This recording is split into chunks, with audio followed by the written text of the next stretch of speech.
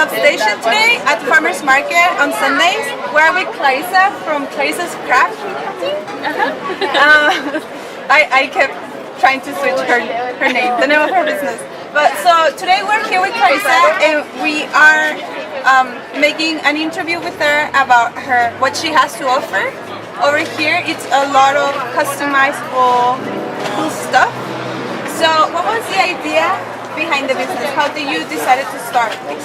I've always really been into crafts and making things, and I really like making custom items for myself or my family. So I had a lot of people asking, like, can you make me this? Can you make me this? And so I kind of just got encouraged to start to make it for other people. And then I really like being able to make things that you can't just buy in a store, or make things that have special meaning behind them. Like I've made frames for baptisms or in memory of, and I think it's really special to be able to do that for somebody.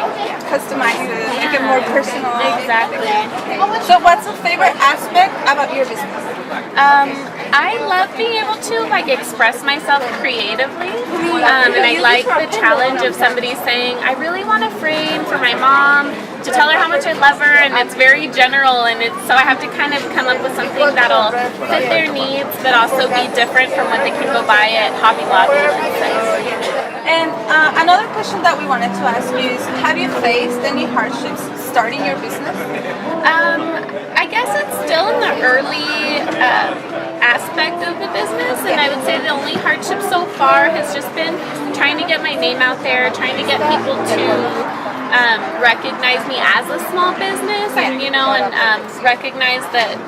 I mean, it's hard to kind of get your name out there, and it's scary to really put yourself out there, because then you're opening yourself up to people saying like, oh, that's ugly, or oh, I could buy that somewhere else, or so that's the only thing so far, but I just started, so we'll see. Hoping good vibes. Yes, yes. And based on that, do you have any future plans for your business, something that you would like to do next? The thing that I'm working on right now is a website so that I can start to ship kind of all over. I've had people from Chicago ask about me sending cups. I've had people from Washington. I have a friend in California that I just sent stuff to. So that's my thing right now. And then hopefully if I can let it grow a little bit more and just do a little bit more with it. That's really exciting and promising too, to expand it, so people not only from El Paso but other places can look at you as a brand. You know what I mean? Exactly. Yeah. That's awesome. So right now we're at the farmer's market and at the substation, and I wanted to ask you, what is it that you like about the vibe around here? And is it something in particular that you like? Yeah, this was our first setup at a farmer's market, and I really liked it. I feel like everybody, from the people who run and organize it to just all the vendors, are so nice. Everyone's so welcoming and helpful, and that's really nice to feel like you're part of a community, and it's just a nice vibe that they have here. That's awesome. And lastly, one more question is, what do you like about El Paso? What's your favorite thing?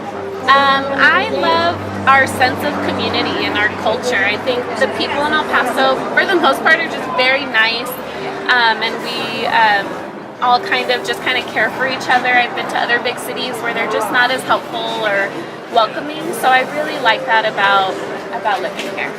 Awesome. And how can we know you, like your social media? What is it like?